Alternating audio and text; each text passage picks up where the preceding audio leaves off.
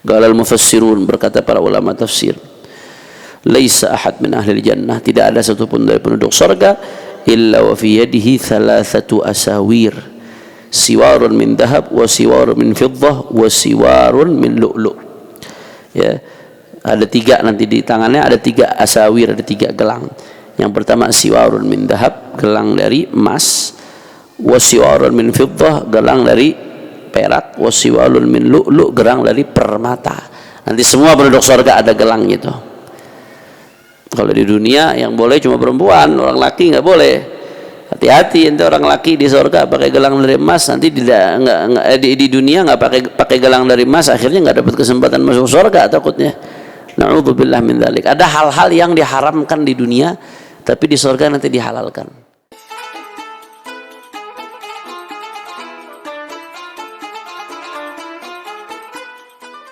Nah, bismillahirrahmanirrahim.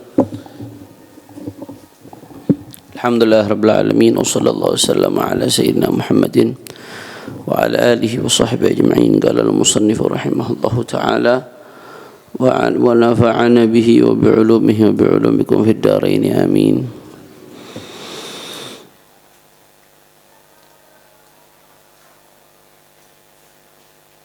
Innal ladzina amanu wa 'amilus salihati inna la nudhi'u ajra man ahsana 'amala tajri min tahtihimul anhar.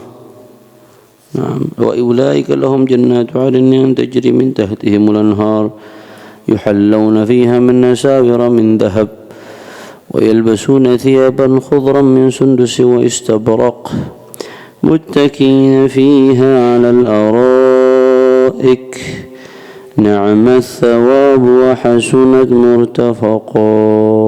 Allahu akbar. La ilaha illallah. Ini masih ada kaitannya dengan ayat sebelumnya. Ijlisu. Di ayat sebelumnya kan dikatakan faman syaa'a falyu'min wa man syaa'a falyakfur, seolah-olah bebas. Mau beriman deh, mau kufur deh. Tapi setelah itu langsung Allah katakan inna a'tadna lidh-dhalimina naran ahata bihim. Ente mau neraka, mau kufur, ya monggo, tapi neraka. Ya berarti kalau ente milih kufur, milih masuk neraka. Pilihannya seperti itu. Nah, tapi kalau kamu beriman, ini nih Allah sudah siapkan. Jadi ini masih berkaitan dengan ayat sebelumnya. Dengan faman syaa'a wa man syaa'a falyu'min wa man syaa'a falyakfur. Nah, apa kata Allah Ta'ala bagi yang beriman? Innal ladzina amanu wa 'amilus shalihat, sesungguhnya orang-orang yang beriman dan beramal saleh, inna la nudhi'u ajra man ahsana amala, kami tidak akan sia-siakan ganjaran bagi orang yang beramal baik. Naam. Ay lamma dzakarallahu ta'ala, setelah Allah Subhanahu wa ta'ala menyebutkan halal ashqiya, keadaan orang-orang ashqiya, orang-orang yang celaka itu tadi, itu yang masuk neraka. Inna a'tadna jahannama lidh-dhalimina naran. Itu ashqiya, mereka orang-orang celaka. Secelaka-celakanya orang itu masuk neraka, karena enggak ada kesialan yang lebih sial dari neraka. Sesial-sialnya orang bukan yang hidup miskin, bukan yang sakit, bukan yang kalah pilek, bukan. Mungkin pala pilek sedih, udah banyak keluar duit, mungkin itu cara Allah nyelamatin ente dari neraka. Tapi secelaka-celakanya orang adalah yang masuk neraka. Na'udzubillah min dzalik. Itu ashqiya. Maka setelah Allah sebutkan keadaan orang-orang yang ashqiya, yang celaka, a'aqabahu bidzikri halis su'ada, Allah Subhanahu wa ta'ala melanjutkan dengan menyebutkan keadaan mereka para su'ada, orang-orang bahagia. Ala tariqatil Quran, cara penyebutan ini sesuai dengan gaya bahasa Al-Quran. Fit targhib wa tarhib, di dalam targhib menyebutkan hal-hal yang sifatnya motivasi, dorongan, wa tarhib, dan yang sifatnya ancaman. Biasa ada tuh gaya Al-Quran begitu tuh. Gaya Al-Quran, nanti kalau baca Al-Quran perhatiin. Itu tadabbur, kalau lagi baca orang perhatiin. Biasanya habis ancaman targhib, janji, motivasi, janji yang baik. Habis bicara neraka, bicara surga. Habis bicara orang-orang yang masuk neraka, habis itu bicara orang-orang yang masuk surga. Habis bicara orang yang dapat nikmat, bicara orang dapat adab. Al-Quran kayaknya selalu seperti itu, selalu imbang. Nah, ini sebenarnya jadi apa namanya, jadi warning juga buat kita. Indar sama tabsyir itu harus seimbang. Ayuhad du'at, wahai para da'i, lihat Al-Quran. Al-Quran itu nggak bicara soal kabar gembira mulu, nggak bicara juga soal nakut-nakutin mulut, andir, indar, peringatan, tapi imbang. Habis peringatan ada kabar gembira, habis peringatan ada kabar gembira. Karena sebagaimana yang kita katakan, orang kalau peringatan, kalau kabar gembira terus-terusan, akhirnya hanya roja aja, harapan aja sama Allah, nggak ada khauf, akhirnya nggak ada takut sama Allah, akhirnya gampangin maksiat kalau cuma kabar gembira doang. Nah, tapi kalau cuma peringatan aja isinya, khauf aja isinya hatinya nanti sama Allah Ta'ala, nggak ada rajanya, nggak ada harapan kepada Allah Subhanahu Wa Ta'ala. Padahal yang namanya raja itu sama khauf harus seimbang. Raja sama khauf itu harus seimbang, ibarat dua sayap burung. Nah, kalau dua sayap burung itu, kalau salah satu sayap lebih berat dari sayap yang lain, kira-kira burungnya terbangnya bagus atau enggak? Nggak bisa, singit itu burung, bahkan nggak bisa terbang. Tapi harus seimbang dua-duanya. Itu seorang mukmin, khauf dan rajanya harus seimbang.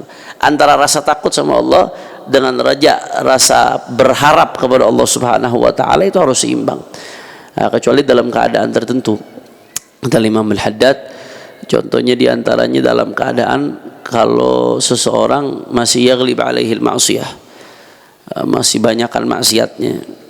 Anak-anak muda kerjaannya mabok tiap hari, kerjaannya di diskotik, kerjaannya pacaran, zina sana sini, naudzubillah min dzalik. Maka yang seperti ini cara ngobatinnya bagaimana? Khaufnya harus lebih besar dari rojanya, harus lebih banyak ditakutinnya daripada dikasih harapan. Karena kalau lebih banyak dikasih harapan, tapi nggak boleh diputusin harapan, tetap harapan untuk taubat dapat ampunan Allah harus ditunjukkan, tapi harus lebih banyak dikasih peringatannya supaya jiwanya nggak berani buat maksiat sama Allah Subhanahu Wa Ta'ala. Itu di satu sisi. Di sisi lain ada yang rajanya harus lebih besar. Siapa yang rajanya harus lebih besar? Orang yang lagi mendekati ajal, sakaratul maut. Orang sakaratul maut jangan ditakut-takutin neraka. Nah, akhirnya malah takut nanti. Man ahabba liqa Allah, ahabballah liqa'ah. Orang yang rindu perjumpaan dengan Allah, Allah Subhanahu Wa Ta'ala akan menyukai perjumpaan dengannya. Nah, kita kalau ada orang mau meninggal lagi sakaratul maut, bisikkan dia tentang kebesaran rahmat Allah, kebesaran ampunan Allah. Ente insya Allah ente orang baik, Allah bakal ampunin dosa-dosa ente orang baik. Ente Allah udah janjikan kenikmatan buat orang-orang baik. Ente nggak usah beban, nggak usah ente pikirin, nggak usah takut. Allah Maha Rahman, Maha Rahim, Allah Maha sayang sama hamba-hambanya. Ente orang baik, dibesarin hatinya. Itu kalau orang mau meninggal. Jadi kata Imam Al-Haddad, kalau ngadepin orang yang yaghlib alaihil ma'asi, yang sehari-hari waktunya lebih banyak maksiat daripada taatnya, harus khaufnya dibesarkan. Tapi kalau ngadepin orang yang udah sakaratul maut, mendekati meninggal dunia, rajanya dibesarkan biar dia meninggal dunia dalam keadaan husnudzan kepada Allah Subhanahu Wa Ta'ala.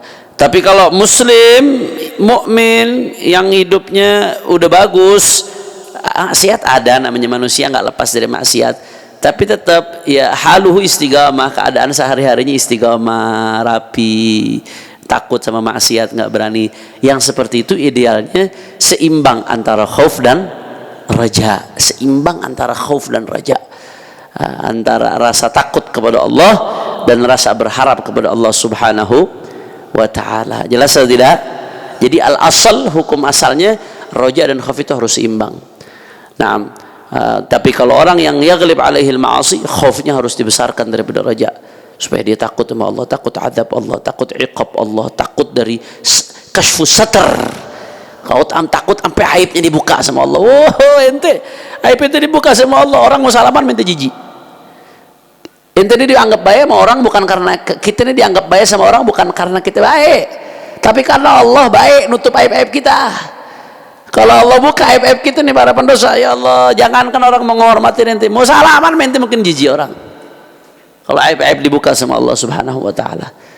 Tapi Allah Subhanahu Wa Ta'ala Rabbak sitir kata Syekh Al-Buti. Tuhan ente nutupin aib-aib kita. Nah, tanamin rasa takut. Ente terus-terusan begini, Allah bakal buka lama-lama aib ente. Allah bakal buka lama-lama kebusukan ente. Allah bakal buka lama-lama kebejatan ente. Yaghlib alaihi al-khauf. Tapi kalau di akhir hayat yaghlib alaihi ar-raja, orang lagi sekarat. Tapi dalam keadaan normal istiwa, seimbang antara khauf dan raja. Faham dong? Ijlisu. Duduknya jangan numpuk di situ. Dipencar. Duduknya jangan numpuk. Ijlisu.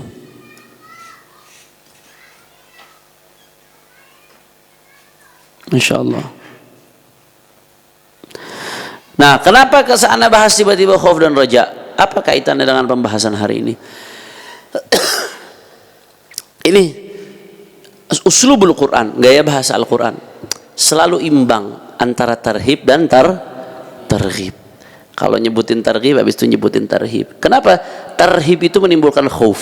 Wah, itu catat tuh. Tarhib menimbulkan khauf. Targhib menimbulkan raja. Tarhib itu menimbulkan khauf. Targhib menimbulkan raja.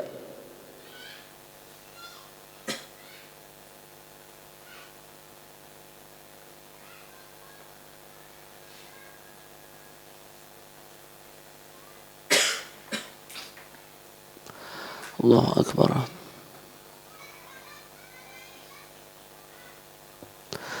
Nah, maka di Al-Quran ini gaya bahasanya seimbang antara targhib, tarhib, tidak ada targhib, tidak ada tarhib. Supaya apa? Supaya antara khauf dan raja, rasa takut dan rasa berharap kepada Allah seimbang. Nah, la ilaha illallah, ay inna la nudhi'u thawaba man ahsana amalah. Kata Allah Ta'ala, apa arti daripada ayat tadi? Inna la nudhi'u thawaba man ahsana amalah. Kami tidak akan, la nudhi'u, tidak akan menyia-nyiakan thawaba man ahsana amalah, pahalanya orang yang berbuat baik, wa akhlasa fi, dan ikhlas dalam berbuat baik. Bal naziduhu wa nunammih, akan tetapi naziduhu, kami akan tambahkan, wa nunammi, dan kami akan kembangkan. Nama itu dari numu, berkembang. Wal hasanatu bi asyri amthaliha, yang namanya kebaikan itu Allah lipat gandakan. Nah, mereka dapat apa ya Rabb? Kalau engkau enggak sia-siakan, ulaika lahum jannatu adnin, mereka yang beriman dan beramal saleh. Anda udah jelaskan tuh, iman sama amal saleh enggak bisa pisah tuh, selalu di Al-Quran kalau nyebutin iman, setelah itu nyebutin amal saleh. Nah, enggak apa, tanpa iman amal saleh diterima enggak diterima. Tapi tanpa amal soleh iman masuk neraka nggak? Tetap dicuci dulu di neraka, walaupun ujung-ujungnya masuk surga. Dan biasanya dosa itu yang bisa menyebabkan orang hilang iman, karena kan al-ma'siyah baridul kufur. Maksiat itu adalah pintu menuju kekufuran. Dalam Ahlus Sunnah wal Jamaah, orang maksiat nggak semerta-merta kufur, kecuali kalau dia menghalalkan sesuatu yang sepakat haram, baru kufur. Kalau enggak semerta-merta kufur. Akan tetapi hati-hati, di dalam hadis Nabi SAW mengatakan, innal abda idza aznaba dzamban nukitat fi qalbihi nuktatun sauda. Seorang hamba itu kalau dia berbuat dosa, maka Allah Subhanahu wa taala akan berikan titik hitam di hatinya. Titik hitam, setiap maksiat titik hitam, setiap maksiat titik hitam. Kalau diburu-buru taubat, dihapus titik hitam tersebut. Tapi masalahnya kalau dia nggak tobat-tobat tuh makin banyak titik hitam, sampai hatinya semuanya hitam. Kalau hatinya semuanya hitam, cahaya iman udah nggak mau tetap di situ akhirnya. Na'udzubillah min dzalik. Makanya memang dalam Ahlus Sunnah wal Jamaah, maksiat itu orang melakukan maksiatnya, orang berzina, murtad nggak dia gara-gara zina? Enggak dihukumi murtad kecuali kalau dia menghalalkan zina. Beda berzina dengan menghalalkan zina, beda. Dia dosa besar, tapi nggak murtad. Tapi jangan lupa, orang yang maksiat itu selalu ada titik hitam dalam hatinya, titik hitam. Sedangkan iman itu cahaya. Nah, kalau udah hatinya didominasi titik hitam, ini yang dikatakan dalam maksiat baridul kufur. Awalnya maksiat, lama-lama hati udah penuh dengan titik hitam, lama-lama iman keluar dari hati. Na'udzubillah min dzalik. Mudah-mudahan Allah jaga iman kita, Islam kita, insyaallah ya rabbal alamin. Makanya barang selalu iman amal saleh, ini nggak bisa dipisahkan antara dua ini.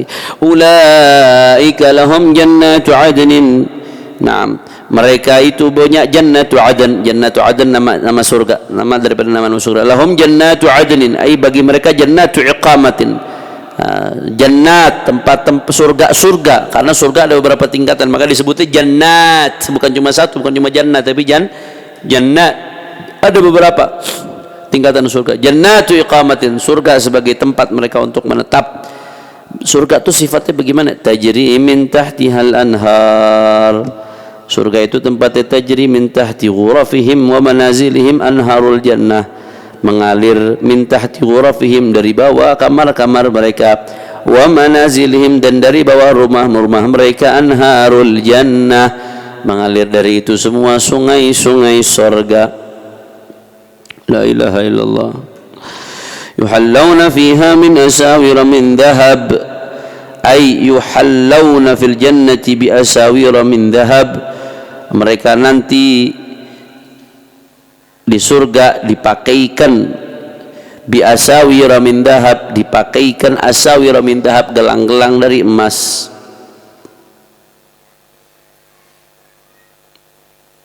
Qala al-mufassirun, berkata para ulama tafsir, laisa ahad min ahli jannah, tidak ada satupun dari penduduk surga, illa wa fi yadihi thalathatu asawir, siwarun min dhahab wa siwarun min fiddah wa siwarun min lu'lu'. Ya, ada tiga nanti di tangannya, ada tiga asawir, ada tiga gelang. Yang pertama siwarun min dhahab, gelang dari emas, wa siwarun min fiddah, gelang dari perak, wa siwarun min lu'lu', gelang dari permata. Nanti semua penduduk surga ada gelang gitu. Kalau di dunia yang boleh cuma perempuan, orang laki nggak boleh. Hati-hati, nanti orang laki di surga pakai gelang dari emas, nanti di dunia nggak pakai gelang dari emas, akhirnya nggak dapat kesempatan masuk surga takutnya. Na'udzubillah min dzalik. Ada hal-hal yang diharamkan di dunia, tapi di surga nanti dihalalkan. Diharamkan di dunia, tapi di surga nanti dihalalkan. Contohnya apa? Salah satunya khamr. Khamr itu kan diharamkan di dunia, tapi nanti di surga halal ladzatan lisyaribin. Nah, di antaranya apa ini? Emas, gelang emas, orang buat orang laki-laki di dunia haram nggak? Haram. Tapi nanti di surga halal nggak? Halal. Semua penduduk surga nanti ada gelang emasnya. Karena Allah Taala yaqul, Allah Taala mengatakan wa hullu asawira min dhahab, mereka min fiddah. Wa hullu asawira min fiddah. Nah, dan mereka nanti akan dipakaikan asawira, gelang-gelang dari fiddah, dari perak. Waqala, dan berkata firman Allah Ta'ala, wa lu'lu'an wa libasuhum fiha harir. Wa lu'lu'an, mereka dipakaikan lu'lu', gelang dari lu'lu'. Apa itu lu'lu'? Permata. Wa libasuhum fiha harir, dan pakaian mereka itu nanti adalah ada sutra. Nah, ini dalil perkataan para ahli tafsir. Laisa ahad min ahli jannah illa fi yadihi thalathatu asawir. Tidak ada satupun penduduk surga kecuali di tangannya ada tiga gelang. Gelang pertama dari apa? Emas. Mana dalilnya?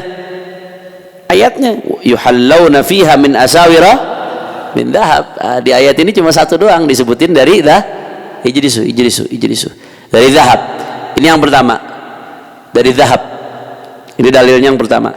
Terus dari mana Beb, yang kata ulama tafsir kan ada yang dari fiddah juga, dari perak, kemudian ada yang dari lu'lu'. Ulama tafsir tahu dari mana, kan belum pernah jalan-jalan main ke surga. Kok bisa mengatakan orang surga nanti semuanya pakai gelang dari dhahab, dari fiddah, dari lu'lu'? Kalau emas ketahuan di surat Kahfi. Oh, ternyata ayatnya di surat lain. Nah, yang dari fiddah apa? Wa hullu asawira min fiddah. Itu ayat menjelaskan ternyata ada yang pakai gelang dari fiddah juga, dari perak. Wa qala wa lu'lu'an, di ayat berikutnya, ayat yang lain mengatakan wa lu'lu'an wa libasuhum fiha harir. Ternyata ada yang lu'lu', gelangnya juga dari lu'lu'. Makanya tidak ada satupun penduduk surga kecuali pakai gelang dari emas, perak, dan mudah-mudahan kita termasuk merasakan itu insyaallah. Beb, gelangnya sepanjang apa Habib? Sebanyak apa gelangnya? Apa cuma satu segini, satu-satu emas, perak, permata? Apa sampai kemari pakai gelangnya? Apa seperti apa? Ternyata dalam hadis dijelaskan, tablughu hilyatul mu'min min haitsu yablughul wudu. Nanti perhiasan seorang mukmin di surga itu tablughu, sampai kepada tempat hilyatul mu'min, perhiasan seorang mukmin, min haitsu yablughul wudu, sampai kepada titik yang dicapai oleh air wudunya. Jadi kalau air, kan kita sunnah italatul ghurrah itu hukumnya sunnah. Wudu dari tangan, di tangan misalkan dari min yadin ilal Anda turunin nanti ke kelas 1 ini. Minal yadain ilal mirfaqain, minal yadain ilal mirfaqain. Nah, sampai ke mirfaqain. Ini yang wajib. Tapi sunnahnya itu latul ghurrah sampai kemari. Mau sampai kemari juga boleh. Nah, ini kata Nabi SAW, nanti perhiasannya mukmin di surga sampai kepada titik yang dicapai oleh air wudunya dia. Air wudunya sampai kemana? Perhiasannya sampai ke situ ya ikhwan. La ilaha illallah. Nah, soleh tersenyum kelihatannya kepengen dia pakai begitu soleh deh. Nah, wa yalbasuna thiyaban khudran min sundusin wa istabraq, dan mereka memakai pakaian yang khudran warna hijau min sundusin wa istabraq. Sundus istabraq itu sama-sama jenis daripada harir, Apa artinya harir? Sutra. Nah, jenis daripada sutra. Ay wa hum rafilun, dan mereka rafilun fi alwanil minal harir. Rafilun, rafala yarfulu.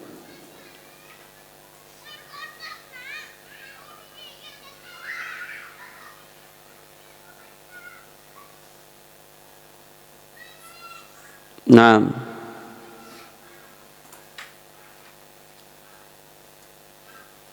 ya salam.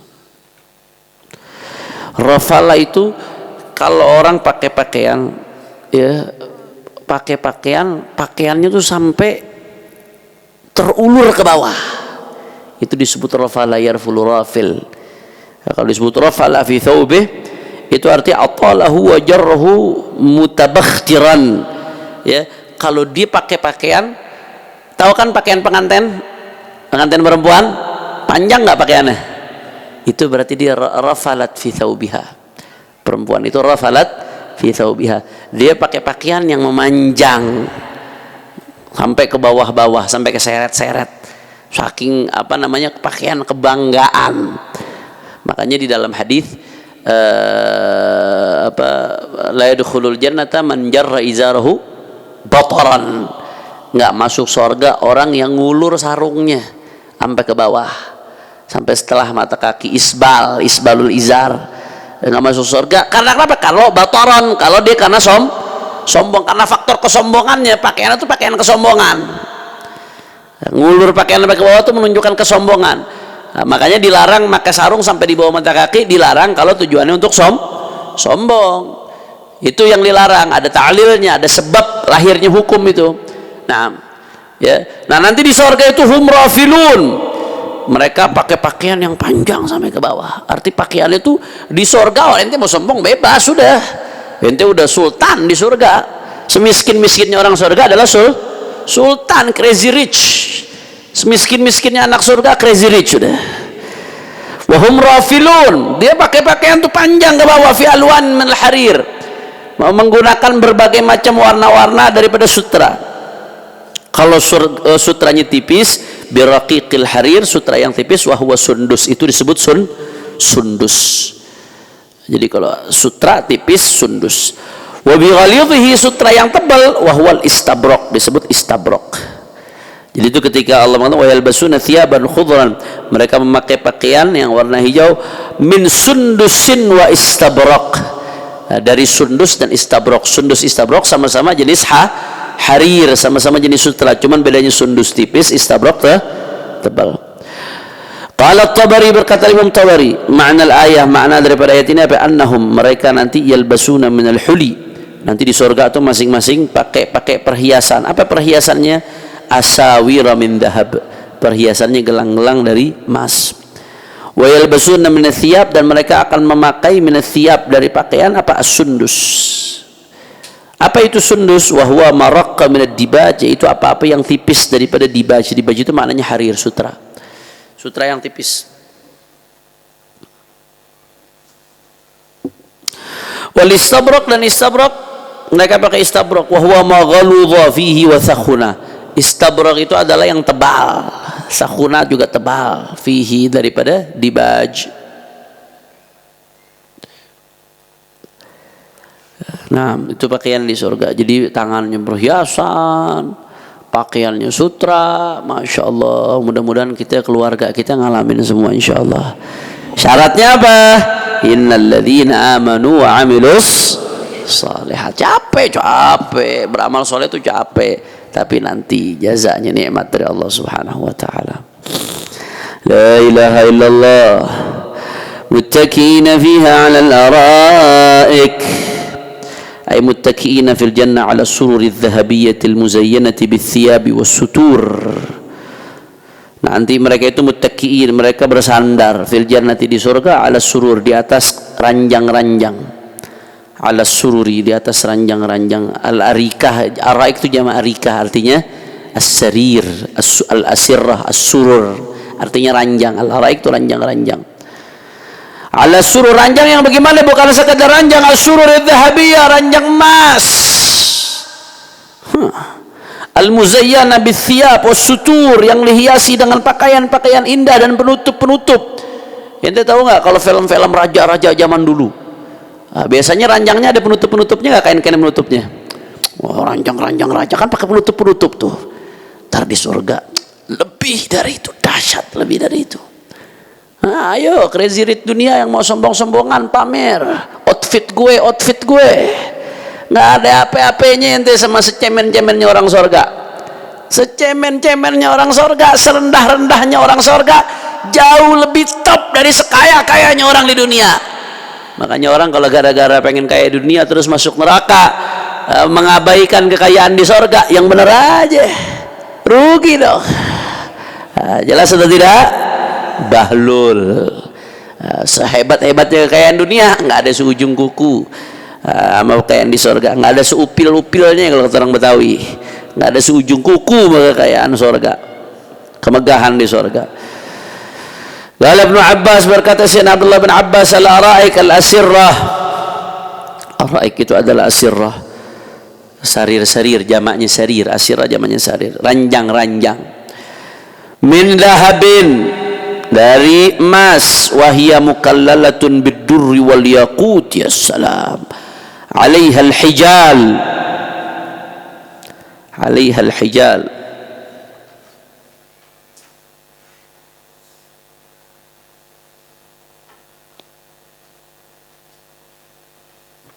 Naam.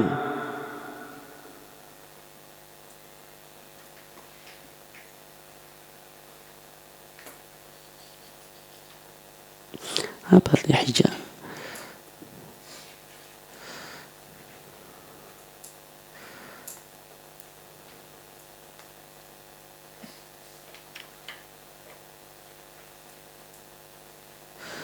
هذا حجلان. صلوا على رسول الله.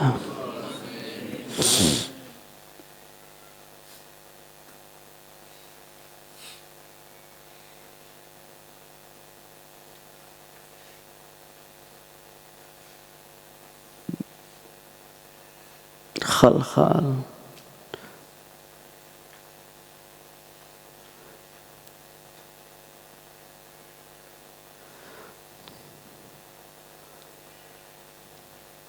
Sama, hijal tuh kayak gelang juga, khal-khal. Nah, semenjak semacam perhiasan. Nah, al-araik dia sarur ranjang dari emas, bukan hanya ranjang dari emas, wahya mukallala bid-dur. Ya, dia dihiasi dengan dur. Apa dur? Mutiara. Ya salam. Wal yaqut, dan permata, salah satu jenis permata yaqut. Alaihal hijal, di atasnya ada perhiasan-perhiasan lagi. Udah ranjang dari emas, dihiasinya mutiara, kemudian ada permatanya, kemudian ada kayak gelang-gelang dari perhiasan lagi. Allahu Akbar. Al-arika, satu ranjang gedenya kayak apa? Ma baina San'a ila Ailah wa ma baina Aden ila Jabiyah. Kayak dari kota San'a ke kota Ailah, wa ma baina Aden ila Jabiyah, dan seperti dari kota Aden ke kota Jabiyah. Itu segedenya satu ranjang itu. Jadi ranjangnya dari emas, pakai perhiasan mutiara, permata, berbagai macam perhiasan, gedenya dari satu kota ke kota lain. Allahu Akbar. Soleh aja sampai senyum-senyum ngebayanginnya. Makanya surga ma la ainun ra'at wala udhunun sami'at wala khatara ala qalbil bashar. Dia timbul pertanyaan, Habib, kan tadi tuh kata Nabi surga itu ma la ainun ra'at. Syuf perhatikan, rakizu ma'i. Ini pembahasan ana sami'na min syekhina al-Imam Al-Habib Abdullah bin Muhammad Baharun hafizahullah.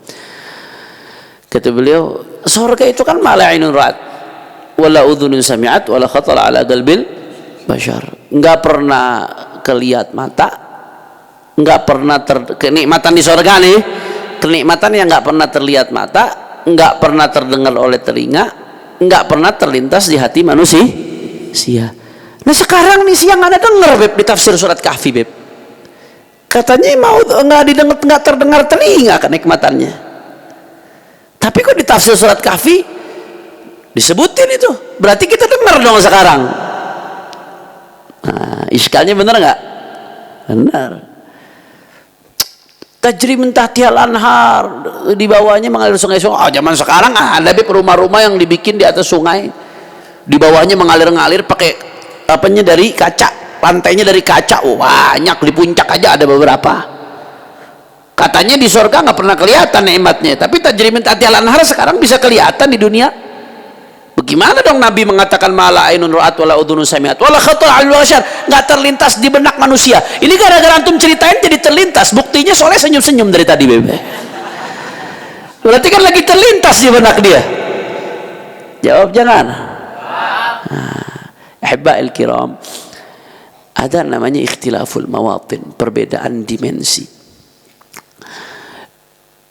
Perbedaan dimensi, ada pembahasan namanya ikhtilaful mawatin, perbedaan dimensi. Beda antara dimensi dunia dengan dimensi akhirat, beda antara dimensi sorga dengan dimensi dunia. Allah subhanahu wa ta'ala menceritakan kita tentang sorga, sedangkan sorga punya dimensi tersendiri. Menceritakannya kepada kita orang dunia yang kita ini nggak paham dimensi sorga, sehingga untuk memahami hal tersebut harus pakai bahasa dunia. Tapi hakikatnya nanti bagaimana di sorga jauh lebih dahsyat lagi, lebih besar lagi, azam wa azam wa azam. Karena kalau yang dipakai bahasa sorga kita nggak bakal paham. Anda kasih contoh perbedaan dimensi ini, kasih contoh. Ini untuk memahami diantaranya ayat-ayat ayat-ayat yang nggak bisa kita telan mentah-mentah. Nanti begini cara memahaminya. Anak kasih contoh ke ente.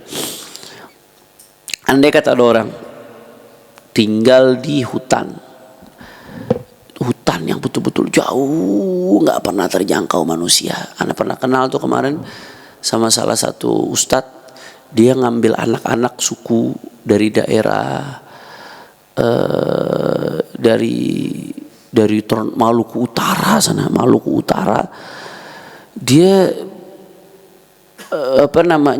dia naik kapal naik perahu ke sungai, untuk pokoknya naik beberapa hari gitu untuk sampai ke ujung sungai yang untuk sampai ke suku tersebut. Kemudian jalan lagi sekian belas hari untuk sampai ke tempat suku tersebut. Itu di suku itu masih nggak pakai baju, bahkan masih banyak pernikahan saudara karena memang nggak ada yang sampai ke sana. Mereka nggak kenal Islam, nggak kenal sama sekali, nggak kenal ajaran agama. Di ujung jalan aja tuh harus belasan hari untuk sampai ke situ. Nggak ada mobil, boro-boro sinyal. Kalaupun mau nih harus pakai telepon satelit. Di ujungnya. Itu kira-kira orang situ tuh pernah ketemu mobil apa kagak tuh? Nggak pernah. Ada orang-orang yang dari bayi, dari lahir udah nggak pernah ketemu mobil, sampai dia mati. Kalau disebut mobil, paham nggak dia kira-kira? Nggak paham. Tahu-tahu dari suku tersebut ada yang ke kota. Ada yang ke kota, perjalanan jauh sekian puluh hari, sampailah dia ke kota. Awal sampai kota kaget. Wah, ini binatang besi apaan nih? Jalannya kencang banget ini. Ini binatang makannya apaan nih? Kok pakai kuning-kuning air begitu? Bensin maksudnya. Wah, bingung. Sampai ke kota bingung lihat binatang. Karena yang dia tahu adanya apa di hutan? Binatang. Oh, sampai di hutan baru dia diceritain, ini namanya mobil, ini buatan manusia, ini kendaraan, bla bla bla bla bla bla. Sekian tahun di kota baru dia paham. Singkat cerita, Setelah sekian tahun di kota, dia pulang lagi ke kampungnya nih, sekian puluh hari untuk sampai ke titik itu jalan kaki. Begitu sampai, keluarganya kan semangat nih, weh sampai cerita. Begitu cerita, ana di kota ngelihat namanya mobil. Paham nggak mereka? Nah, akhirnya dia nggak gitu cerita. Ana di kota ngelihat binatang bentuknya dari keras binatang itu. Dia punya kaki 4, kakinya bulat-bulat. Binatang ini kalau jalan kenceng, ngalahin cita larinya dia. Dan dia minum, dia nggak makan daun, nggak makan apa. Dia minumnya cairan yang baunya menyengat. Apa? Beres ya. Digituin baru. Berarti di otaknya orang hutan mobil apa? Hewan, binatang. Kenapa dia sampaikan nyeritain mobil pakai bahasa binatang? Menyesuaikan dimensi dia, supaya bahasanya yang dia jangkau. Padahal mobil binatang atau bukan? Bukan, mobil bukan binatang. Tapi untuk menyesuaikan dengan otaknya dia segitu fahamnya, kemampuannya dia pahamnya segitu, sehingga yang cerita ini downgrade, bahasanya diturunkan, disesuaikan dengan yang diajak bicara. Ini loh ada binatang keras dari besi begini, supaya ente paham. Kalau nggak gitu ente nggak nyambung, nanti nggak bakal sampai otak ente. Kalau nggak sampai ini nggak akan tergugah ente akhirnya. Maka dipakai bahasa yang mempermudah supaya dia paham. Jelas atau tidak? Padahal hakikatnya apakah mobil-mobil itu binatang? Bukan. Hakikatnya enggak binatang, beda. Dan pada hakikatnya beda dengan yang dia ceritakan hakikat sebenarnya. Tapi dia ceritakan sesuai dengan kemampuan orang yang nangkap daripada. Nah begitu pula surga. Allah Subhanahu wa ta'ala nyeritakan kita nikmat surga. Kalau yang diceritain nikmat surga persis seperti di surga, dimensi surga beda sama kita, nggak bakal nyampe ente. Persis yang Nabi katakan tuh udah benar. Shadaqa Rasulullah sallallahu alaihi wasallam. Ma la ainun ra'at wa la udhunun sami'at wa la khatar ala qalbi bashar. Itu Nabi bicara soal hakikatnya. Seperti yang nggak pernah dilihat oleh mata, yang nggak pernah didengar oleh telinga, yang nggak pernah terlintas di hati. Hati ente aja mau ngebayangin nggak bisa. Karena hati ente itu hanya akan bisa membayangkan apa yang pernah ente tahu. Ente ketika mendengar sesuatu yang baru, ente akan mengkiaskan dengan apa yang ente udah tahu sebelumnya. Gak bisa. Itu manusia, dia akan membandingkan dengan apa yang dia tahu. Sedangkan surga ini nggak bisa dibandingkan. Makanya Nabi mengatakan malah khatara ala qalbil bashar. Aneh kasih contoh bahwasanya manusia itu hanya akan mengukur dengan apa yang dia tahu. Makanya Allah nggak wa ma khatara bi balik Allah ala khilaf dzalik. Ente nggak bisa ngebayangkan zat Allah Taala. Karena ente kalau mau ngebayangkan zat Allah, ente pasti kiaskan dengan makhluk. Karena yang ente tahu cuma makhluk. Sedangkan Allah ini laisa kamitslihi syai'un, nggak bisa. Manusia itu akan mengkiaskan segala sesuatu yang dia dengar dengan apa yang dia tahu. Anda kasih contoh, andai ada orang, ini orang buta. Begitu dia buta, dari umur baru lahir buta sampai umur 10 tahun. Begitu 10 tahun, Allah kasih ngelihat dia, Allah kasih dia berhasil ngelihat 2 detik. 2 detik ketika dia melek, yang dia lihat ayam. Yang dia lihat ayam. Habis itu buta lagi. Sampai mati dia buta lagi. Setelah dia melek 2 detik itu dan ngelihat ayam, ketika ente cerita, aneh tadi ketemu gajah. Yang ada di otak dia gajah kayak apa? Ayam. Gajah bagaimananya ayam. Anda barusan ngelihat rusa. Yang ada di otak dia apa? Ayam. Rusa bagaimananya ayam. Anda barusan ngelihat buaya. Yang ada di otaknya apa? Buaya bagaimananya? Ayam. Kenapa? Karena yang ada di gambaran di otak dia hanya itu manusia. Ente kalau ngedengar sesuatu pasti ente akan mengkiaskan dengan apa yang ada di otak ente. Jelas atau tidak? Faham?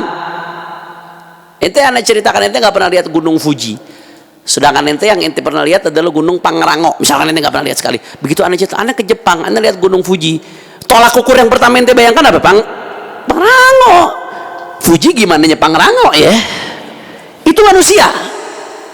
Nah, sedangkan surga ini hakikatnya nggak ada yang tahu kecuali Allah yang udah nyiapkan. Nabi udah bener yang Nabi katakan, mala ainun ra'at wala udhunun sami'at wala khatara ala qalbil bashar. Nggak pernah dilihat mata, nggak pernah didengar telinga, nggak pernah dilintas oleh hati. Tapi Habib, kenapa kok di sini diceritakan di Al-Quran? Jannatu adnin tajri min tahtiha al-anhar yuhallawna fiha min asawir min dhahab wa yalbasuna thiyaban khudran min sundusi wa istabraq muttaqina fiha al-araik ni'mat thawabu wa hasunat murtafaqa. Ini diceritakan, berarti dengar dong telinga, berarti hati terlintas dong. Allah ceritakan dengan bahasa yang kita fahami, dengan bahasa yang kita fahami. Supaya apa? Supaya kita tergugah, supaya kita termotivasi. Ini bahasa Al-Quran untuk memahami kita, sekedar untuk dengan bahasa yang kita pahami. Tapi hakikatnya nanti di surga, wallahu ma la ainun ra'at wala udhunun sami'at wala khatara 'ala qalbil bashar. Jelas atau tidak? Tujuan disebutkan nikmat surga supaya ente beramal soleh, supaya ente tergugah, supaya ente semangat mendapatkan ini semua. Kalau disampaikan dengan bahasa hakikat surga, ente paham. Kalau ente nggak paham, bagaimana ente bisa tergugah nanti? Maka dipakai bahasa yang sekiranya manusia bisa ngejangkau, manusia masih bisa memahami, manusia masih bisa nalar. Tapi hakikatnya aslinya nanti tetap ma la ainun ra'at wala udhunun sami'at wala khatar 'ala qalbi bashar. Maka di sini ada ikhtilaful mawatin, perbedaan dimensi antara dimensi surga dengan dimensi dunia. Apa yang ada di dimensi surga nggak bisa disamakan dengan yang ada di dimensi dunia. Tapi kadang-kadang di Al-Quran digambarkan kenikmatan surga dengan bahasa-bahasa dimensi dunia. Di Al-Quran digambarkan kenikmatan surga dengan bahasa-bahasa dimensi dunia. Supaya apa? Supaya kita faham dan tergugah. Tapi hakikatnya nanti a'zam wa ahsan wa a'la wa arga. Mudah-mudahan Allah nggak haramkan kita dari kenikmatan surganya, insyaallah. Tapi dari sekian banyak kenikmatan surga, nanti yang paling dahsyat adalah nikmatun nazar ila wajhil karim, nikmat memandang Allah Subhanahu wa taala. Itu nikmat yang luar biasa di surga. Walladzina ahsanul husna wa ziyadah. Kata Allah taala, bagi orang-orang yang berbuat baik di dunia, al-husna, husna ya al-jannah, wa ziyadah, apa ziyadahnya? An-nazar ila wajhil karim, memandang daripada Allah Subhanahu wa taala. Allahumma arzuqna an-nazar ila wajhikal karim ya rabbal arhamar rahimin. Dan juga kenikmatan yang enggak kalah dahsyat di surga, nikmatul ijtima' bil habib sallallahu alaihi wasallam, kenikmatan kumpul sama Rasulullah sallallahu alaihi wa alihi wasallam. Kata Habib Ali bin Muhammad al-Habsyi, fi jannatin ma syagani min wasfiha illa likaunil hibbi fiha khayyama. Kata Habib Ali bin Muhammad al-Habsyi, surga yang membuat aku rindu dengan surga apa? Cuma satu, karena di dalamnya ada kekasihku Sayyiduna Muhammad sallallahu alaihi wasallam. Fi jannatin ma syagani min wasfiha illa likaunil hibbi fiha khayyama. Karena hibbi, kekasihku Rasulullah sallallahu alaihi wasallam ada dalam surga. Itu yang bikin aku rindu sama surga. Pengen ketemu Rasulullah. Mudah-mudahan kita kumpul sama Rasulullah di surga insyaallah. Amin ya rabbal alamin. La ilaha illallah. Jelas atau tidak? Fahimtum? Ni'ma thawab wa hasunat murtafaqa. Ni'ma dhalika jazaa'ul muttaqin wa hasunatil jannah manzilan wa maqilan lahum. Jazaa'ul muttaqin, ni'ma dhalika jazaa'ul muttaqin wa hasunatil jannah manzilan wa maqilan lahum. Ya, surga, ni'ma dhalika, surga tadi itu dengan segala kenikmatan dan perhiasan di dalamnya adalah sebaik-baiknya balasan buat orang-orang bertakwa. Wa hasunatil jannatu manzilan wa maqilan lahum, dan surga adalah sebaik-baiknya manzilan, tempat tinggal, wa maqilan, dan tempat mereka kembali, lahum insyaallah, untuk mereka, untuk alladzina amanu wa amilus, lahum itu alladzina amanu wa amilus salihat.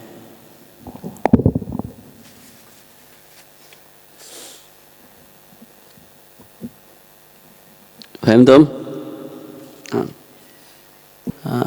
Jazakumullah khair. Assalamualaikum warahmatullahi wabarakatuh.